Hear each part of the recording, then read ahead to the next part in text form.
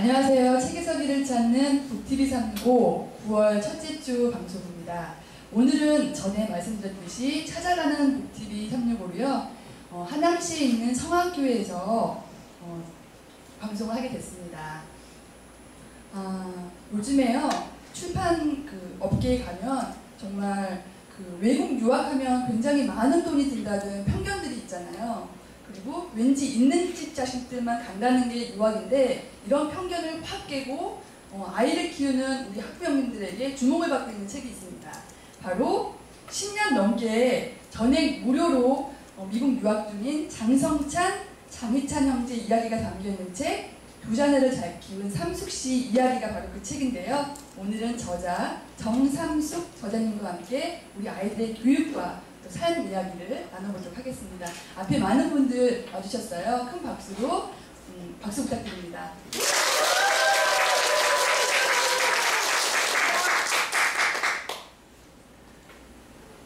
저자님 안녕하세요. 네, 안녕하세요. 좀 긴장되시죠? 네, 사실이에요. 네, 저도 지금 무대가 좀 커져서 지금 오프닝이 조금 좀 어색했던 것 같아요. 인정합니다. 자, 우리 저자님 어떻게 먼저 궁금하실 것 같아요. 우리 저자님 성함하고 그 다음에 지금 하고 계신 일이 어떤 건지 좀 말씀 부탁드릴게요. 네, 안녕하세요. 두 자녀를 잘 키운 삼숙씨의 이야기 저자 정삼숙입니다. 경기도 하남시에 저희 교회가 자리 잡고 있는데요. 장학고 목사님, 담임 목사님이신 아내 정삼숙 사모이기도 합니다. 책을 제가 한번 쫙 봤는데 두 아드님이 너무 또 인터넷 검색 보니까 훤칠하시고 궁금했던 게요. 악기를 아이들이 어렸을 때 했더라고요. 네. 그리고 악기를 이제 유학을 갔어요. 사모님 보실 때 우리 아이들이 악기에 재능이 있다, 소질이 있다 이렇게 느끼신 나이가 몇 살이었는지가 궁금하고요. 이 아이의 재능을 키워줘야겠다 했던 그 계기가 있었는지 먼저 질문드립니다. 네. 제가 피아노를 전공했기 때문에 제가 그 두 아이를 낳았을 때 그때 저희 경제적인 상황이 참 어려웠어요. 그래서 그 어려운 상황 속에서도 제가 전공했던 거를 돈 안 들이게 가르칠 수 있었기 때문에, 그리고 제가 기초교회 시절에 반주자가 없어서 우리 아이들을 잘 가르쳐서 반주로 좀 봉사하게 해야 되겠다, 그런 목적으로 이제 시작했는데, 제가 피아노를 가르치면서 아이들이 귀가 상당히 발달되어 있고 좋다는 걸 느꼈어요. 그래서 현으로 돌리면서 큰아이는 첼로, 둘째는 바이올린 이렇게 시작하게 됐는데요. 우리 하나님께서 참 그 아이들에게 재능을 주셨는데 집중할 수 있는, 악기는 집중이 돼야 되거든요. 집중할 수 있는 그 능력과, 그리고 그 악기를 통해서 또 자기들이 그 봉사를 해야 되기 때문에 그거를 통해서 참 열심히 해줬는 그런 어떤 최선을 다했으면 그런 삶이 있기 때문에 제가 아이들을 잘 끌고 있었던 것 같아요. 그래서 우리 아이들이 지금 첫째 아이는 노스웨스턴 대학원에서 음악박사 과정 중이고요. 또 둘째는 목회자의 길을 걷기 위해서 예일대 신학대학원에서 공부를 하고 있잖아요. 네. 그런데 책 보다 보니까 너무 궁금했던 게 목사님이, 장 목사님이 우리 마누라는 빵점 엄마예요 이렇게 썼더라고요. 이 빵점 엄마라는 게 세상적인 기준에 의한 빵점 엄마인지 조금 더 궁금해지는데요. 그러니까 세상적 기준에 의하면 저는 빵점 엄마가 맞아요. 왜냐하면 그때 당시 어려웠기 때문에 제가 초등학교 졸업할 때까지 우리 두 아이들을 이렇게 새 옷을 입혀본 적이 없어요. 왜냐하면 그럴 수밖에 없는 상황이었고, 그리고 남들이 보내는 학원에도 제가 못 보냈었고, 유치원도 다니다 말았기 때문에 졸업장이 없어요. 그러니까 세상적 기준으로 볼 때는 제가 잘해준 게 없기 때문에 남편이 목사님께서 저를 빵점 엄마라고도 놀려대긴 하거든요. 우리 사모님 보니까 너무 고우세요. 고맙습니다. 네. 근데 그 한참 아리따운 그 꽃다운 나이에 사실은 많은 분을 만나보지도 않고 열심히 봉사활동하고 기도하시고 지금 이제 목사님을 만나셨어요. 근데 어떻게 이렇게 실천할 수가 있는지가 궁금해요. 그 지하방에서 굉장히 고생하면서 생각했던 것보다 굉장히 힘들었었다. 그래서 흔들림이 있었다고 했었거든요. 근데 그때 얘기 좀 듣고 싶어요. 흔들림이 있었던 그 시기가 어땠는지. 사실은 제가 결혼하려고 마음 먹었을 때 좀 좋은 조건에 그 중매쟁들이 그리고 그 돈이 많은 사람들이 저에게 접근을 많이 했는데 그러셨을 것 같아요. 제가 그때 당시는 그게 눈이 안 열렸어요. 그리고 믿음이 좋은 그 가정에 자란 그 전도사님이셨죠. 그 믿음 하나 보고 제가 시집을 왔거든요. 그래서 결혼하기 전에는 초가 상간이라도 괜찮사오니 그런 마음으로 시집을 온 거예요. 그냥 대척하고 보니까 뭐 너무 열악한 거예요, 환경이. 그래서 제가 그렇게 아름다운 마음을 먹었던 그 마음이 조금씩 사라지는데도 큰아이를 통해서 사실은 큰아이를 제가 너무 힘들었기 때문에 조산을 했거든요. 그런 과정 속에서 죽음의 사선을 몇 번씩 넘었고 그런 상황에서 제가 좀 마음을 비우게 됐어요. 제가 가진 모든 것 다 내려놓게 되고 내가 주인 삼았던 것 모든 걸 내려놓게 될 때 그때부터 다시 하나님께서 활성을 주시고 내 마음을 평안하게 해주신 거예요. 그래서 제가 정말 너희 연애를 다 주님께 맡기라 베드로전서 5장 7절 말씀처럼 그 말씀이 참 위로가 돼서 제가 열심히 살아왔던 것 같아요. 저자님 그 어렸을 때부터 교회를 다니고 계속 이렇게 불공 없이 계속 신실하셨던 것 같아요. 그렇죠? 네네. 개인적으로 저도 크리스찬인데요. 굉장히 네, 신실함이 맞습니다. 예, 부럽고요. 많이 반성하고 있습니다. 또 부럽기도 하고 두 아이를 저 키우는 엄마거든요. 아가씨인 줄 알았어요. 감사합니다. 이 시간이 굉장히 유익할 것 같습니다. 조금 더 진행을 할게요. 그래서 이제 두 아이가 정말 좋은 명문대를 가고 무엇보다도 저자님이 중요시 여기는 성품 바른 아이들로 지금 자라고 있고 한데요. 이 책을 쓰게 되신 동기가 굉장히 궁금합니다. 굉장히 재밌게 봤고 정말 임팩트만 크시더라고요. 예. 사실은 그 저희 애들이 그 신문 기사를 몇 번 나갔었어요. 그러면서 출판사에서 제의가 오기를 사모님 자녀 교육에 대한 책을 좀 쓰자. 제의가 왔을 때 사실은 저에 대한 자랑이 될 수도 있고 또 우리 아이들에 대한 자랑으로 비춰질까 봐서 제가 사실 거절했어요. 근데 자꾸 제의가 오고 또 젊은 엄마들이 선생님 자녀 양육서를 좀 써달라고 그렇게 제의가 왔을 때 그래 내가 정말 세상적인 그런 교육 방법이 서점에는 홍수처럼 쏟아져 나있지만 나는 그런 교육학적인 이론보다는 실제로 제가 아이를 키우면서 실제로 얻은 결과물이기 때문에 한번 나의 삶의 스토리를 써야 되겠다 그런 마음으로 제가 쓴 거거든요.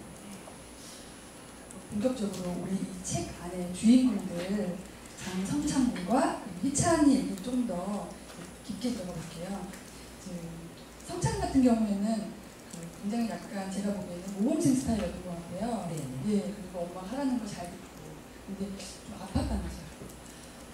아까도 얘기했지만 큰아이는 조산아예요. 그러니까 7달 반 만에 태어나서 인큐베이터 안에서 호수 꽂고 그렇게 자랐는데 제가 너무 힘들어서 장모님이 아닌 거였어요. 네, 그런데 그 아이가 죽음의 사선을 몇 번씩 넘으면서 경기를 할 때 호흡을 안 하는 거예요. 근데 그때마다 제가 발견해서 인공호흡을 하면서 제가 병원을 달려간 적이 참 많았어요. 근데 제가 보기에는 참 어리숙하고 참 뒤처질 거라고 생각했는데 참 건강하고 잘 회복하면서 이렇게 자라줬을 때 정말 감사하죠. 저 모니터 앞에 성찬이는 아기 때의 모습하고요. 네. 지금 악기를 딱 들고 있는 모습 제 아들이 아니고도 뿌듯한데요. 감사합니다. 듬직하고 그렇군요. 둘째는 어땠나요? 둘째 아이는 제가 보기에는 막 말썽꾸러기 공부 안 하고 굉장히 좀 쾌활하고 긍정적인 아이였던 것 같은데 어땠는지. 우리 둘째는 사실은 제가 부모지만 낳고 보니까 너무 못생겼어요. 제가 이분을 쳐다보기 힘들 정도로 사실 너무 못생겼어요. 그래서 큰아빠가 참 희한하다. 너무 희한하다. 그래서 이참이에요. 예쁜데요, 저는? 제가 보기에는. 근데 처음에 낳았을 때는 정말 그래서 제가 5살 때까지는 친척도 그렇고 어디 데려나가진 않았어요. 그냥 집에 누구한테 맡겨놓고 나갔다 오고. 그런데 우리 그 둘째는 참 은사가 뭐냐면 이 언어 지능 지수가 높아요. 그리고 대인관계 좋고 그리고 밝고 우리 집에 피스메이커고 기쁨이 있고. 근데 중학교 때까지 공부를 안 해가는 거예요.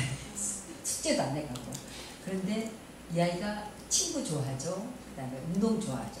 나쁘게 뭐 이렇게 빠지고 그런 건 아닌데 공부를 안 하고 숙제를 안 해가니까 학교에서 자꾸 이렇게 벌쓰기도 하고 선생님한테 야단 맞기도 하고. 그런데 제가 어려서부터 그 강조한 게 있어요. 그렇지만 정직하게 자라고 품성, 인성 교육을 제가 말씀으로 많이 훈련시켰는데, 그러니까 그럼에도 불구하고 뭐 중학교 때 예를 들어서 수학여행을 갔다 오면 입이 불어 터져 오는 거예요. 야, 너무 힘들었나 보다 너. 그랬더니 아니 엄마 그게 아니야. 내가 내 또래들을 선동하느라고 집 나가고 술 담배하고 그런 애들 내가 밤새 타일러서 너 그렇게 하면 안 된다. 참 이런 일을 많이 했어요. 감사하게. 그러면서 이제 고1 때 내가 목회자가 되기 위해서 약속을 한 게 있으니까 나를 21세기 글로벌 시대에 외국으로 유학을 보내달라. 숙제도 안 하고 어떻게 네가 미국을 가냐 했더니 아니래, 자기 가서 열심히 할 거래. 그래서 보내서 거기서 다 장학금 받고 또 이스만 음대 후에 예일대학교 지금 신학대학원에서 공부하고 있는 중이에요. 아, 부러워요. 죄송합니다. 그런데 그러니까 유학을 이제 가게 된 그 나이가 몇 살이에요? 아, 우리 큰아이는 중학교 2학년 때 갔고, 둘째는 고1 때. 고1 때. 네. 형이 먼저 가 있었고, 그 다음에 둘째. 그쪽에 아는 지인이나 뭐 이렇게. 아니요, 저는 그 두 아이를 데리고 어려서 그 미국인 그 양로원, 그 고아원, 미국인 교회 이렇게 참 봉사활동을 많이 시켰어요. 제가 피아노하고 우리 큰아이 첼로, 둘째 바이올린, 트리오로 이렇게 해서 참 연주를 많이 다녔어요. 그래서 봉사하면서 제가 크리스찬 스쿨, 참 학교가 괜찮다. 그렇게 해서 잘 이렇게 메모해 왔는데 그냥 무작정 보낸 거였어요. 근데 너무너무 잘 갔다 싶기도 하더라고요. 아이들이 그 유학 가서 적응은 잘 하잖아요. 그러니까 외롭다거나 다시 오고 싶다거나 뭐 이런 연약한 모습을 잘 나죠. 그 유학 생활이 참 어려워요. 왜냐하면 나 자신과의 싸움에서 이겨야 되고 나를 이기지 않으면 유학 생활이 참 견디기가 어려운데, 우리 아이 두 아이는 참 큰 아이는 자기가 너무 힘들고 뭐 어쩔 때는 엄마 악보가 무지개로 보여, 글씨가 무지개 보여, 영양실조로 막 그런 거예요. 그럴 때 새벽 기도로 애가 풀어나가더라고요.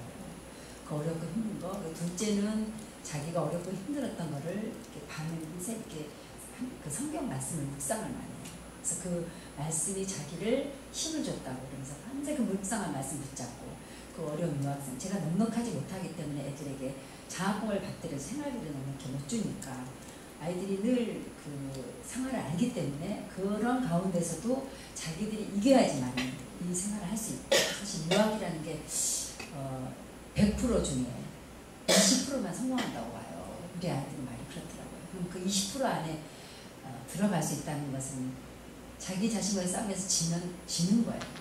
그래서 그런 과정 속에서 신앙의 힘이 우리 아이들의 마치 그 기둥과 같이 말씀, 하나님, 기도, 그 다음에 그 삶이 기둥이 된 것처럼 이렇게 붙잡아 준 거예요. 그래서 잘 유학 생활을 둘 다 어렵고 힘들 때마다 이렇게 잘 이겨낼 수 있었던 거예요. 우리 아이 얘기가 좀 갑자기 생각나는데요. 네. 진짜 말 안 듣거든요. 몇 학년인데요? 지금 이제 4학년인데요. 아, 그래요? 늘 우리 저자님은 성경 가지고 이렇게 교육을 시키셨는지 저는 이렇게 가끔 몽둥이를 좀 꺾어와야겠다. 이런 타임이 굉장히 많거든요. 저자님은 이렇게 몽둥이를 들거나 이런 적은 혹시 없는지? 우리 남자는 연년생이다 보니까 어렸을 때는 이제 제가 자주는 아니지만 이건 아니다 싶을 때는 제 회초리를 아껴어요. 저도 강하게, 그러니까 대충 하는 게 아니고 호되게 한번 따끔하게 하고, 그 다음에 이제 거의 저는 너를 믿어. 막 대화 속에서 그렇지 엄마 너를 믿는다, 신뢰해주고. 나중에 자기들이 그래요. 엄마, 내가 그 엄마 나를 믿는다는 그 말이 자기들이 사실 어떨 때는 망가지고 싶대. 너무 힘드니까 뛰쳐나가고 싶고 하는 그런 마음이 들지만 그 신뢰가 자기들을 그냥 올바른 길로 갈 수 있게 했다고 그렇게 고백을 하더라고요. 아이들의 자녀 그 신앙 교육을 조금 어떻게 하셨는지 조금 더 자세히 듣고 싶어요. 저도 신앙이 있지만 제가 많이 무지하기 때문에 아이들한테 순간순간 복복하거든요. 이성을 찾기가 쉽지가 않아요. 그래서 이성을 확 찾는 그 신앙 교육 어떻게 하셨는지 좀 저는 깊게 알려주세요. 그러니까 세상적 교육이 아니고 아까 신앙의 각도로 제가 아이들을 어렸을 때 훈련을 시켰는데 저는 그렇게 생각을 했어요. 이 세상에서 가장 베스트셀러는 성경이다. 그리고 가장 훌륭한 학습서는 성경이다. 성경보다 더 위대한 학습서가 없다고 봤어요. 그리고 성경 안에는 최고의 시가 있고 최고의 문학이 들어있고 언어, 문체, 어휘 이런 것들이 세상 학문을 능가해요.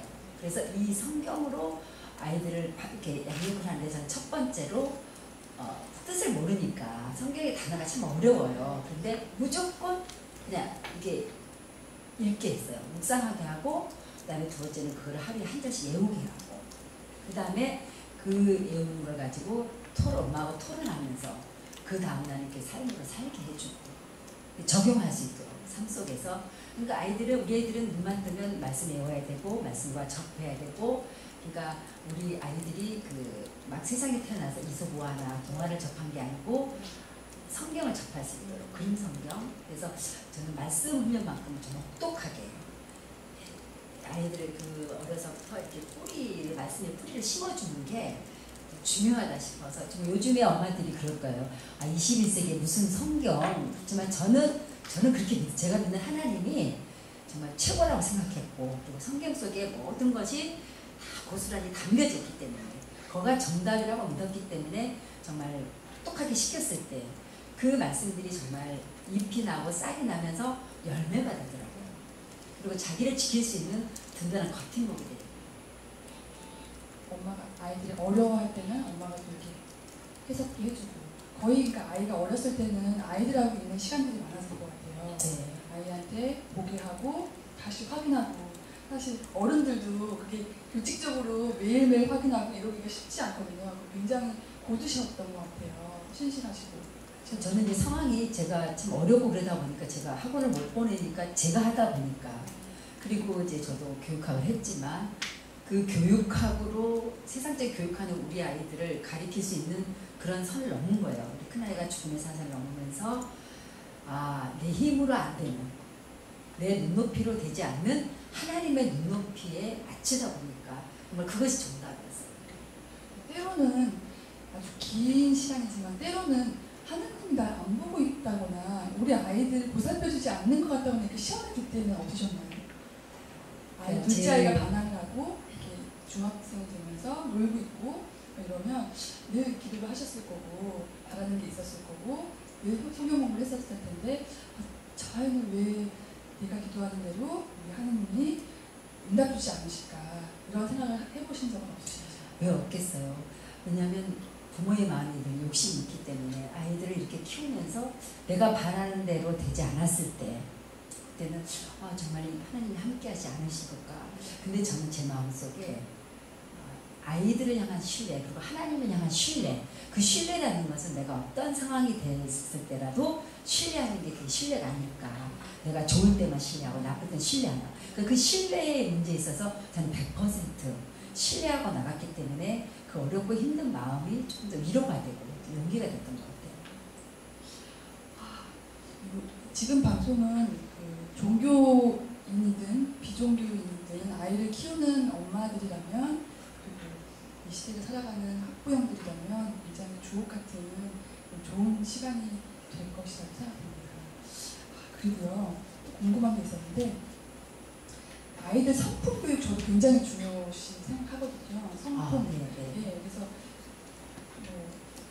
성품이 좋으려면 일단 부모가 저부터도 이제 성품이 갈라야 되고 하지만 따끔하게 성품 교육을 어떻게 시키시는지 예 좀 들어주세요.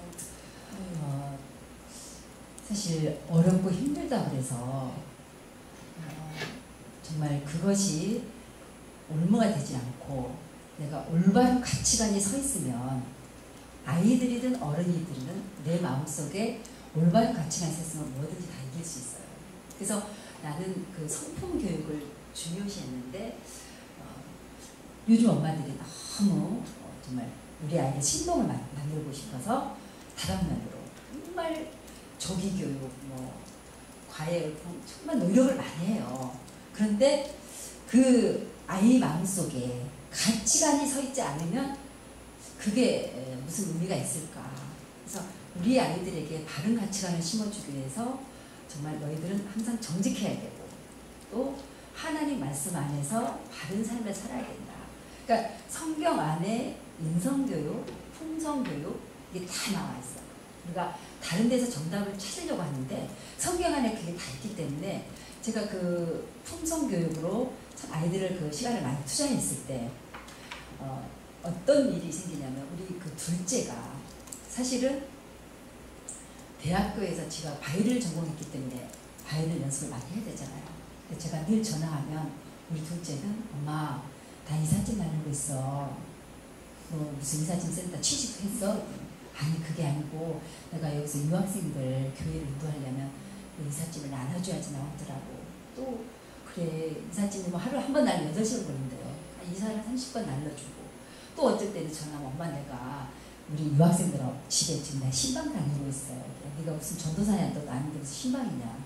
엄마 내가 와서 보니까 유학생들이 힘들고 어려운 거를 술과 담배와 마약으로 푸더라는 거예요. 그래서 자기가 이건 아니다. 그래서 그 집집마다 다니면서 냉장고를 열면 맥주병들이 많이 있는 거예요. 그런 걸 다 수거해요. 둘째가. 그리고 한 번은 또 전화를 하면 또 제가 성경 공부를 가르친대요. 네가 신학생도 아닌데 무슨 성경을 가르쳐? 엄마 그렇게 하다 보니까 말씀이 저들의 마음속에 심겨질 때 애들이 많이 변해. 그런 걸 내가 눈으로 봤어.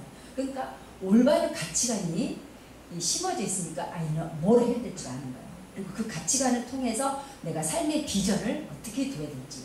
그래서 굉장히 저는 그게 중요하다고 생각합니다. 늘 아이들이 흔들릴 때는 성경 안에 답이 있고 답이 있어요. 네, 길이 있고 그래서 흔들릴 때도 다시 그 자리를 찾는 거는 네. 말씀의 힘, 말씀의 힘이었구나. 그렇습니다. 우리 아이들을 스스로 서게 했다, 또 자립심 있게 했다 하셨어요. 네. 어떤 방법으로 어떻게 하셨는지. 요즘에는 그 엄마들이 예를 들어서 아이들에게 다 해주다 보니까 애들이 창의력이 없어요. 그리고 뭐든지 엄마가 먹여줘야 되고 마치 닭장 속의 병아리처럼 모이지는 먹고 그러다 보니까 날지는 못해요. 그냥 뭐 쉽게 죄송합니다. 통닭고기밖에 더 되겠어요. 근데 아이들을 독수리처럼 창공을 향하여 나를 수 있는 자기 먹잇감을 구하고 자기 혼자 스스로 설 수 있는 그런 독수리와 같이 길러야 되겠다 싶어서 저는 아까도 얘기했지만 초등학교 때 참 많은 것을 보게 했어요. 때로는 둘이 배낭을 짊어지면서 외국에 보냈을 때 마음이 참 이 마음의 태초로 끝나기 얼마나 힘들겠어요. 그러나 신뢰하고 믿고 때로는 고난도 너희들의 몫이다. 그것도 이겨낼 수 있는 것도 지혜다. 그렇게 생각했기 때문에 어렸을 때 전지훈련을 제가 시켰을 때 정말 쌍둥이 빌딩이 무너진 일주일 전에 그곳을 우리 애들 다녀왔었거든요. 그러고 나서 무너진 거예요. 그래서 얼마나 감사한지. 그래서 그런 훈련, 특별히 또 이제 남자이다 보니까 제가 강하게 키워야 되기 때문에 제가 스스로 할 수 있는 것보다도 자기들이 스스로 할 수 있도록 늘 그렇게 좀 담대하게 키웠던 것 같아요. 제가 사내 아이들. 남자아이들이어서 조금 더 거칠게 키우는 부분들이 사실은 저희 주위에는 많은데 여자아이를 키우는 부모님들, 저를 포함해서 조금은 더 이제 좀 조심하게 돼요. 사건 사고가 굉장히 많고 해서 우리 저자님이 딸만 둘이 있었다면 이렇게 거칠게 해외로 보낼 수 있었을까요? 마찬가지였어요. 저는 그래요. 자녀 교육은 훈련이라고 봐요. 그렇다면 어려서부터 내가 어떻게 영향력이 있는 부모로서 어떻게 훈련하느냐 그게 중요하다고 봐요. 그래서 그 딸이라도 저는 강하게 굉장히 똑똑하게 키웠을 것 같아요. 왜 그게 그러더라고요. 어느 교육자가 아이를 망치려면 내 아이를 망치려면 모든 것을 다 해줘요. 그래서 정말 저는 다 해줄 수 있는 여건도 아니었지만 뭐 아이들에게 정말 아까 빵점 엄마라고 할 정도로 그렇게 뭐 해준 건 근본이 없지 않지만 그럼에도 불구하고 저는 딸이라도 정말 우리 두 아들처럼 키웠을 것 같아요. 저희가 딸 둘 키우는데 사실은 몽실속처럼 키우고 있는 것 같아요. 오늘 들으면서 조금 더 반성을 하는 시간이 된 것 같습니다. 그 목사님하고는 굉장히 교육관이 비슷하신 것 같아요. 네. 네, 그래서 사실은 한 명은 된다, 한 명은 안 된다 하면 기러기 엄마가 되기도 하고 이렇게 네. 하는데 굉장히 많이 일치하시는 것 같아요. 근데 일단은 저희 목사님은 아이들 교육만큼은 저한테 믿고 제가 하는 거에 대해서 태클을 건다거나 뭐 이렇게 반대를 한다거나 그런 건 없었어요. 왜냐하면 제가 믿음의 방법으로 이렇게 해 나가는 게 좋아 보이시던지 뭐 이렇게 회의를 보낸달지 제가 하는 그런 교육 방법에 있어서는 전혀 그냥 알아서 하는 거로 제가 다 이렇게 왜냐하면 목회라는 그 성직이 말씀 준비하셔야 되고 늘 단위에 서야 되기 때문에 그것만이라도 벅찬데 아이들 문제로 인해서 제가 좀 신경을 쓰이게 한다거나 조금 거슬리게 하고 싶지 않더라고요. 그래서 교육만큼은 제가 다 알아서 했던 것 같아요. 책 내용 중에 제가 또 감동을 받았던 게 결혼하면서 약속을 하셨대요.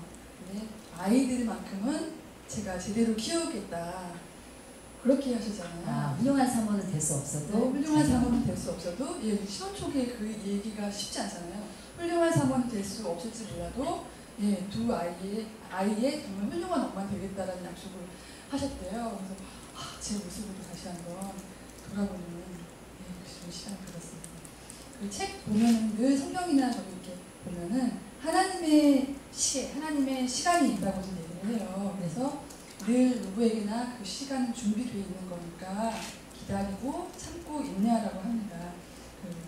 그 시간을 어떻게 이렇게 잘 인내할 수 있었는지 조금 더 구체적으로 많은 분들께 공유 부탁드릴게요. 제가 좀 강조하고 싶은 게요. 그 하나님의 시계와 우리 인간의 시계는 다르다는 걸 저는 강조하고 싶어요. 왜냐하면 저 같은 경우는 큰아이가 미숙아로 태어나서 남들 6년 공부할 거 우리 큰아이는 저는 10년 공부할 줄 알았어요. 더뎠기 때문에.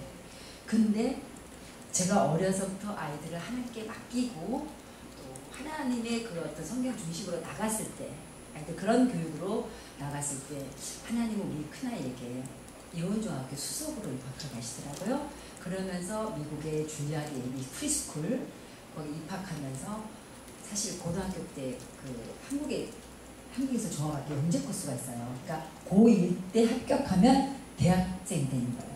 그걸 합격하게 해주신 거예요. 그리고 여기서 또 4년 만에 학교를 졸업해야 되는데 3년 만에 졸업하게 하시고 물론 모든 장학금 받고 그리고 줄리아드 대학원에서 석사학위 마치고 예일대 대학원에서 또 최고 연주자과정 마치고 지금 노스웨스턴에서 박사, 닥터를 교수 같이 하고 있는데요. 그러니까 제 생각에는 다른 애들보다 5년 늦게 공부를 할 것 같았다. 그랬는데 하나님은 우리 아이를 다른 애들보다 5년 올바르게 하신 거예요. 중앙일보 콩쿠르 1등에서 또 3년, 2년 9년제를 받았잖아요. 그러니까 5년을 세이브를 한 거예요. 그래서 저는 정말 참 각오를 했어요. 정말 몇 년 더 공부를 하겠다. 근데 하나님의 시계는 나보다 더 5년을 앞당겨 주신 거예요. 그래서 내가 생각한 시계하고 내가 믿는 하나님이 이렇게 생각한 시계는 다르다. 전 정말 체험을 많이 했습니다. 제가 옆에서 이렇게 얘기를 나누면서 느낀 점은 물론 하나님의 영향력도 있었지만 굉장히 전하님이 섬세하신 것 같아요. 그래서 그때 그 타임에 우리 아이에게 맞는 것들을 적재적소에 딱딱딱 맞춰서 그 아이의 능력을 발휘하게끔 하는 그런 능력이 있으신 것 같아요. 저는 굉장히 덤벙대는 엄마거든요. 저도 그래요. 네, 그리고 용두사미가 많고요. 근데 끝까지 잘 이끌어가시는 강직함이 느껴지는 것 같습니다. 많은 방송 여기저기 이렇게 나오셨잖아요. 네. 어디에서 어떤 말씀을 나누셨는지. 기독교 TV 내가 매일 기쁘게 프로그램이 있어요. 그래서 거기서 1시간 제 삶의 스토리하고 우리 두 자녀에 대한 스토리로 1시간 방송 나갔었고요. 그 다음에 그 극동방송, 기독교 방송인데요. 생방송, 자녀 교육 상담. 이번에 추석 특집에도 추석 전날 제 생방송 이렇게 출연하게 돼 있어요. 많은 엄마들이 요즘에 그 기준이 없다. 제가 생각하기에 그게 뭐냐면 내 아이를 자꾸 여기서 프로그램이 좋다면 여기 가고 또 이 엄마가 어떤 프로그램 했을 때 불안한 거예요. 우리 애가 뒤처지면 어떨까. 그래서 자꾸만 기준이 없이 여기저기 애들을 이렇게 보내는데 엄마 기준이 없다 보니까 아이들이 기준이 없는 생활이 되는 거예요. 근데 나는 참 안타까운 게 이 엄마가 분명한 기준을 가지고 아이를 향한 그 교육에 임하면 전 세계에 유대인들이 0.2%잖아요. 근데 그 유대인들이 미국의 그 문화, 경제, 정치 중심지가 뉴욕이잖아요. 근데 거기서 다 헤드급들은 유대인들이에요, 사실은. 근데 그들은 3살 알파벳 떼우면서부터 바로 이 토라, 그러니까 구약성경 모세오경 공부하거든요. 그렇다고 우리는 신약까지 있어요. 방송 중에 죄송합니다. 신구약이 있기 때문에 더 많은 분량이 있음에도 불구하고 사실 정답이 있는데도 너무 자기 정답이 없기 때문에 여기저기 흔들리면서 하기 때문에 애들은 풍요 속에 빈곤이 있다고, 정말 얼마나 지금 삶의 질이 높아졌고 좀 아이들이 자랄 수 있는 그런 배경에서 풍족하단 말이에요. 근데 애들은 더 비인격적이고 애들은 더 교육률이 낮아지고 정말 그 행복 지수가 우리나라는 빵점이라고 그러잖아요. 근데 이스라엘과 우리나라는 정말 교육열은 최고인데, 열성은 최고인데 우리나라가 아마 방법은 최악이지 않나. 근데 저는 그 방법 중에서 정말 이스라엘에서 부족한 신약과 함께 말씀의 어떤 테오디르로 우리 아이들을 했을 때 정말 거기에 다이너마이터 같은 폭발력이 있어요. 근데 그 폭발력을 알지 못하기 때문에 너무너무 이리저리 좌우로 흔들면서 이렇게 나아가는 엄마들이, 방향이 없는 엄마들도 참 안타까워요. 이어리 교수가 그런 얘기를 하더라고요. 개미는 자기 먹잇감을 딱 물으면서는 직선으로 집을 향해 간대요. 그전에는 좌우로 방황하다가. 그렇다면 우리 아이들도 정답을 알고 그 어떤 기준이 섰을 때는 옆으로 이렇게 좌우로 흐트러지지 않습니다. 곧바로 자기가 가야 할 길을 간다고 저는 보거든요. 그렇다면 엄마의 기준이 참 바르게 서야 되겠다. 그렇게 생각해요. 오, 많이 길었네요. 두 아들만 보셔도 배가 부를 것 같고 굉장히 부럽고 그렇습니다. 그 아이들을 유학 보내고서 저자님은 한 번도 같이 나가서 이렇게 뭔가를 코칭하거나 이런 적은 없으세요. 본인들이 스스로 다 읽고, 사실 둘째 같은 경우에는 음악으로 해서 신학까지 갈 때는 제 생각에는 굉장히 독점이 있었을 것 같아요. 음악 전공에서 신학자의 길까지는. 그때 어느 정도의 코칭을 어떻게 해주셨는지, 전화 상담하셨나요? 직접 가셔서? 저는 매일 아이들에게 이렇게 전화하면서 이렇게 말씀을 이렇게 주면서 묵상해라. 그리고 다른 엄마들은 그런데요. 우리 둘째 표현이 참 재밌어요. 엄마, 다른 애들은 너 성적 이번에 몇 점 나왔니? 너 이번에 몇 등 했어? 시험 잘 봤어? 그런데요. 근데 나는 전화하면 너 블루베리 주스 먹었냐? 밥 먹었냐? 저는 먹었냐 소리밖에 안 해요. 왜 다른 엄마들은 공부 열심히 했냐 물어보는데 엄마는 공부 얘기는 안 하고 먹었냐 소리만 하냐고. 그걸 왜 그러냐면 제가 풍족하지 못했기 때문에 아이들이 굶으면 이게 중노동이잖아, 연습이. 그래서 안 되기 때문에 매 전화로 이게 먹었냐고 챙겨야지. 그런데도 우리 애들은 어쨌든 빵 한 조각으로 하루를 지낼 때가 많았었고, 그렇지만은 제 상황이 그때 당시 개척교회에서 뭐 중형교회로 이래 나가는 과도교였기 때문에 늘 뭐 비행기 값도 없어서 자주 못 갔고, 그 다음에 저는 뭐 이렇게 전화로만 거의 이게 애들을 케어하고, 제가 참 가슴 아픈 일이 하나 있는데요. 우리 큰아이가 이제 중학교 때 줄리아드 콩쿠르스 1등을 했어요. 그 1등에게 주어진 상금이 리건센터에서 연주하는 거예요. 3,000명 앞에서 연주를 해야 되는데 부모가 가야 되잖아요. 근데 사실 그때 비행기값이 없더라고요. 그래서 애한테 거짓말을 쳤어요. 내가 행사가 있어서 못 가니까 혼자 연습해야 되겠어. 근데 우리 둘째가, 우리 큰애가 그래 내가 알아서 연주할게. 그리고 걱정 말라고.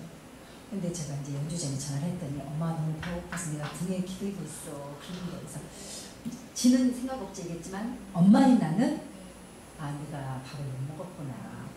금방 알 수 있잖아요. 그런데 그럴 때 제가 갔어야 하는데 못 갔을 때 그 아이가 혼자 이렇게 감당해야 할 그 애로움 속에서, 고통 속에서 그 과정을 이제 제가 하나님 앞에 기도하는 그런 과정으로 이렇게 지내는데 참 많이 울었어요, 사실은. 굉장히 많이 우셨을 것 같아요, 정말. 네. 두 아이를 먼저 그 어린 나이에 그 해외를 보낸다는 것부터 시작해서 배가 고파서 연주 전에 엄마 못 먹었어 했을 때 마음은 저도 부모여서 좀 찡한 게 느껴집니다. 그 아이를 잘 장성하게 이제 키우고 있는데 좀 외람된 질문입니다만 어떤 면은 보고 싶으세요? 물론 이제 신시해야겠고 두 아이들이 선택한 그 여자친구 흔쾌히 받아주실 건지 이것만큼은 그래도 우리 그 아들한테 바라고 싶다. 우리 아들의 와이프 될 아이가 이 점만은 좀 갖춰줬으면 좋겠다. 좀 이른가요? 아니요, 이제 적기가 돼가죠. 근데 우리 그 둘째 자기 입을 통해서가 아니라 우리 둘째 아이의 그 성경 공부 멤버를 통해서 제가 들은 얘기인데요. 아마 결혼에 대한 그런 얘기가 나왔었나 봐요. 물론 저야 다 갖춰주면 좋겠지만 우리 둘째가 그러더래요. 나는 나의 결혼 상대자는 첫째도 믿음이고 두 번째도 믿음이고 세 번째도 믿음이어야 된다.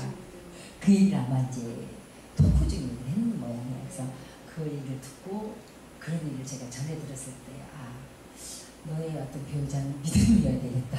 제가 어떻게 그림을 그리고 구상을 한다 할지라도 저야 뭐 다 성품에 갖춰주면 좋겠지만 둘째 아니면 뭐 모든 게 믿음이 우선순위가 돼야 되나 봐요. 그렇게 얘기하더라고요. 믿음 있는 아내. 두 아들의 그 이야기를 써서 방송에도 나오고 또 추석 때도 방송에 잡혀있고 이럽니다. 아들들이 엄마가 이렇게 책 쓰고 이렇게 방송도 하고 오늘도 이렇게 방송한다 이렇게 얘기하면 뭐라고 하던가요? 사실 저는 막 즐거워서 내가 엄마가 이렇게 책을 써서 이렇게 막 섭외가 들어오고 내가 자녀 교육에 대한 특강이 막 있어. 둘째가 일침을 놓더라고요. 엄마, 우리 두 아들이 예인대 대하고 명문대를 다닌다고 자랑하지 마세요.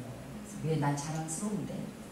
엄마, 우리가 바르게 자라고 하나님의 말씀 안에서 내가 스스로 나의 길을 개척하고 내가 스스로 설 수 있고 어디다 내놔도 내가 믿음으로 설 수 있는 게 자랑이지. 그러니까 스펙을 자랑하지 말라는 거예요. 자기들 스토리를 자랑하는 거예요. 그러니까 어디다 내놔도 우리는 홀로 설 수 있기 때문에 그게 성공이고 자랑이라는 거예요. 그래서 그래도 나는 하고 싶은데 예일대 대학원 다니고 그런 거에 너무 이렇게 그러니까 우선순위를 뒤로 하라는 거예요. 그러니까 그런 게 있어요. 성경에 보면 너희는 그의 나라와 그의 의를 구하라. 그리하면 이 모든 것을 더해준다고 그러거든요. 근데 우리 엄마들은 이 모든 것을 더해주는 것에만 눈이 바른 거예요. 내가 그날 최선을 다해서 하다 보면 결과에 연연하지 않고 결과물이 없는데 결과물만 바라보고 있다 보면 최선을 안 하게 되잖아요.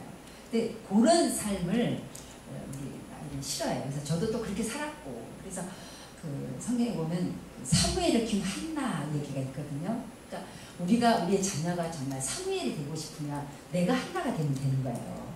근데 나는 한나가 안 되고 내 자녀는 사무엘만 되기를 원하다 보니까 내가 상처가 되고 내게 문제 이름이 따라오는 것 같아요.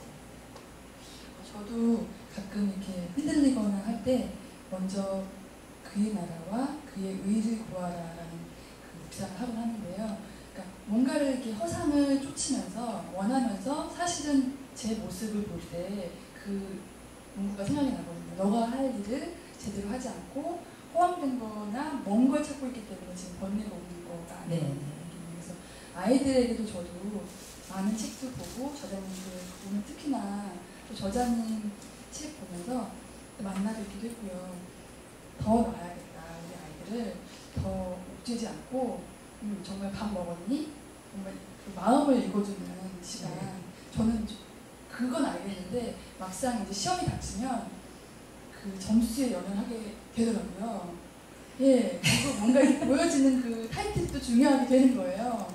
그래서 늘 부족하구나, 늘 더 열심히 해야겠다 이런 생각을 하는데 부모님들이 우리 아이를 스펙을 자랑하게 하고 그러다 보니까 조급해지고 그 조급함 때문에 내가 아이를 정말 망치게 될 때가 많아요. 그래서 그 부모님들의 저는 자녀 교육 이전에 부모 교육이다. 부모님들이 내 문제가 다 내 문제고 부모님들의 교육이 제대로 될 때 아이의 교육도 제대로 되지 않나 될 수 있겠다. 저는 그렇게 생각해서 저는 그 어떤 교육 제 책에도 나와 있지만 저는 이렇게 이론이 아니고 실제예요. 실제 생활에서 다른 스토리이기 때문에 아마 거기에 메리트가 있지 않나 좀 그렇게 생각합니다. 저자님은 아침에 몇 시에 기상을 하세요? 우리는 새벽 기도를 해야 되기 때문에 4시 반이면 어김없이 일어나요. 아이들 키울 때도 주로 아이들 어렸을 때도 주로 새벽 4시, 5시에 네, 일어나서 기도하고 기도. 이런 모습들을 계속 아이들이 봤던 거거든요. 그러니까 그 부모가 할 수 있는 게 자녀를 위해서 기도잖아요. 그러면 우리가 사랑에는 수고가 있어야 된다는 거거든요. 그 수고라는 거는 나를 깨트리고 나를 갈기갈기 찢김이에요. 그러면 부모가 부모인 내가 수고가 없이 나를 갈기갈기 찢기는 헌신이 없이 내 자녀가 잘 될 수는 없다고 봐요. 그렇다면 내 자녀를 정말 사랑한다. 입으로만 아니라 내가 정말 아이들 앞에서 권위 있는 영향력 있는 부모로서의 그런 어떤 자세 굉장히 좀 중요하다고 봅니다. 보통 이러잖아요. 애들이 학교 갔다 오면 야 자기는 들어놓아서 TV 보면서 야 너 숙제하고 학원 가라. 그럼 그게 무슨 영향이 있겠어요? 저는 애들이 학교에서 올 때는 반드시 앉아서 책을 본다거나 또 성경을 본다거나 제 자세를 흐트러지지 않았어요. 그렇게 하면은 특별하게 뭐 이렇게 소리 지르지 않아도 나의 모습을 통해서 우리의 가정은 이런 가정이구나. 그리고 크리스찬의 문화의 가정 구성원. 그래 크리스찬의 가정 구성원으로서 나로서 내가 어떻게 해야 될지. 그리고 꿈이 그려지는 거예요. 그러니까 중요한 거는 좀 먼저 본이 돼야 되고 사랑의 수고를 아끼지 않는 그런 부모가 될 때 자녀들이 올바른 부모가 되지 않을까, 자녀가 되지 않을까 이렇게 생각합니다. 요즘 이렇게 보여지는 수고로움 아이에게 이렇게 수고로움보다 찢겨지는 그 희생보다 사실은 정말 그 목표 지향적인 그래서 경쟁을 부추기는 그런 정말 사회의 면들을 많이 보게 되거든요. 부모님들, 저도요. 늘 입으로만 하지 않았나, 행동은 뒤로 하고 정말 TV 리모컨 사실 그때 하지 만나죠. 않았나. 네, 반성하게 되는 것 같습니다. 아까 좀 전에 말씀해 주셨지만 요즘 우리 교육 문제, 우리 엄마들 내가 이렇게 키워보니까 이 점은 젊은 엄마들 좀 안타깝더라. 이거 아닌데 좀 이렇게 해주실 말씀 조금 더 간단하게 부탁드릴게요. 우리가 자녀 교육 이전에 저는 가정 교육이 돼야 된다고 봐요. 그러면 가정 교육이라는 것은 우리가 엄마들이 잘 살게 뭐 성공 위주로 이렇게 전혀 가르치는 것보다는 바르게 자라도록 교육을 시켜야 되지 않나. 그러다 보면 욕심이 사라지게 되고 바르게 애들을 키우려다 보면 목표의식이 달라요. 가치관도 달라지고 그 삶의 비전도 다른 거죠. 그러니까 잘 살기 위해서 가르치다 보니까 욕심이 들어가고 그러다 보니까 자녀 교육이라는 타이틀 아래 너무나 무너진 가정들이 저는 많이 봅니다. 그래서 오늘 이 시대에 정말 사춘기 애들을 겪어보지 않은 부모님들은 뭐 대화를 하지 말자 그 정도로 아이들이 힘듭니다. 또 대화가 되지 않아 소통이 되지 않기 때문에 아이들과 문제에서 서로가 힘든 거죠. 그러나 그런 과정 속에서 내가 내 자녀는 입시 유지 그러니까 그 대학만 들어가기 위해서 수단과 방법을 가리지 않고 하다 보니까 너도 힘들고 나도 힘들고 그런 어떤 방향에서 조금 그 방향을 틀어가지고 그래 우리가 좀 더 우리의 가정은 바르게 사는 가정으로 그런 목적으로 가다 보면은 정말 삶의 질도 우선이 되고 그다음에 여러 가지 좀 사람들이 보기에 아름다운 모습이 되지 않을까 그렇게 생각합니다. 아까 말씀하셨듯이 그 서점에 가면은 정말 우리 아이 뭐 우등생 만들기부터 시작해서 여러 가지 교육 서적이 있어요. 그런 참 많아요. 굉장히 많잖아요. 그리고 뭐 정말 하버드 된 그런 자녀 교육서도 있고 뭐 교육열 높은 동네에서 어떻게 살아남는 법까지도 있더라고요. 요즘에는. 네. 예, 저자님 책은 그 다른 서적과는 한 번 더 어필해 주시면 좋을 것 같아요. 어떻게 차별화가 되어 있고 예, 그렇기 때문에 도움이 될 것이다. 좀 지금 방송 보시는 분들께 어필하시면 좋을 것 같습니다. 제 책은 어떤 그 지침서도 아니고 또 교육학적인 그런 책이 아니에요. 그러니까 실제적으로 내가 아이들을 내 삶 속에서 키우면서 그 삶의 스토리, 그러니까 실제적인 결과물이죠. 열매잖아요. 그렇기 때문에 그 정말 부모님들이 잘 키운 두 자녀를 잘 키운 그 뜻에 도대체 잘 키운다는 그 기준이 뭘까? 물론 내가 노력을 해서 소원대를 가고 학원대를 갔다 할지라도 그 자녀의 가슴 속에 올바른 가치관과 또 그리고 올바른 정신이 없다면, 품성이 안 됐다면 그거는 저는 바람직하지 못하다고 생각해요. 내가 설사 명문대를 가지 못하고 내 자녀가 전문대를 가고 또 이번 하루 대학을 간다 할지라도 그 아이의 가슴속에 올바른 품성과 가치관이 있다면 그 아이가 성공이 되는 거 아닌가. 그래서 제 책은 정말 품성이 갖춰지면 모든 게 다 따라오더라. 호박이만 굳이 따라오듯이. 그래서 그 실제문들이 많이 들어있어요. 인간적인 매뉴얼이나 뭐 방법이 들어있는 게 아니고 제가 실제 경험했던 그런 스토리들이 살아있는 것 같은 글로 이렇게 이어져 있습니다. 이 책을 통해서 저자님만의 바람이 있다. 정말 저는 아까도 얘기했지만 우리 좀 아이를 둔 부모님들이 이제는 정말 내가 바른 가치관으로 정말 세상에서 훌륭하고 성공시키고 이런 그런 자녀 교육보다는 아까도 얘기했지만 바르게 자녀를 교육시키고 저는 신앙인이기 때문에 정말 가장 중요한 그 틀이 신앙의 구축이라고 생각을 한 거예요. 그 신앙의 틀 안에서 아이들을 양육했을 때 그 아이는 올바로 갈 수 있습니다. 자기 길을 갈 수 있기 때문에 그 틀에서 우리가 올바로 양육해야 되지 않을까. 그러니까 정답이 저는 여기 있다고 봤기 때문에 여기에 포커스를 맞추고 저는 책을 썼습니다. 그러니까 전처럼 이렇게 하세요보다 저는 이렇게 했더니 되더군요.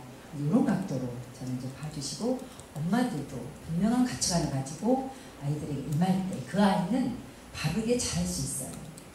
부탁드리고 싶습니다. 어떻게 좀 공감을 많이 받으셨습니까?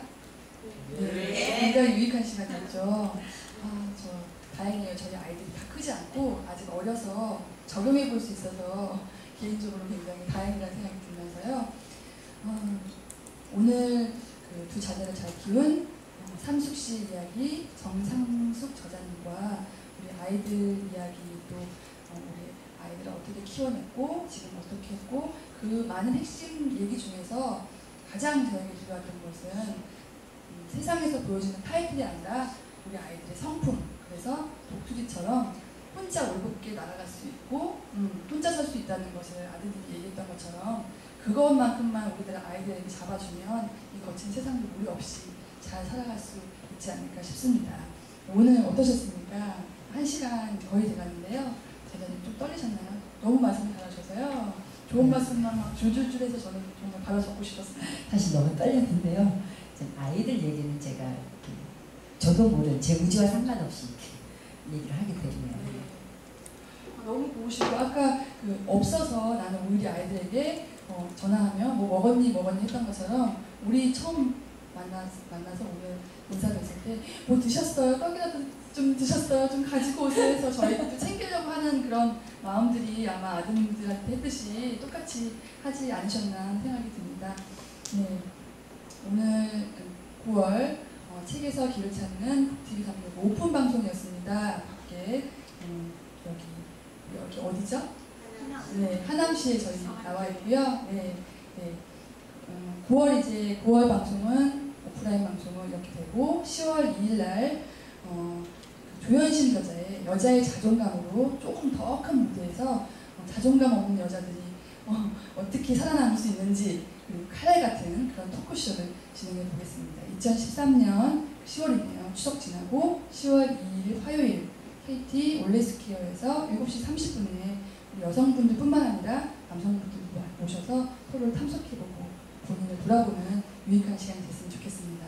오늘 책에서 길을 찾는 TV365 최현정의 북쇼핑쇼는 정말 귀중한 시간으로 이렇게 정삼숙 저자님과 시간을 마치도록 하겠습니다. 큰 박수 부탁드립니다.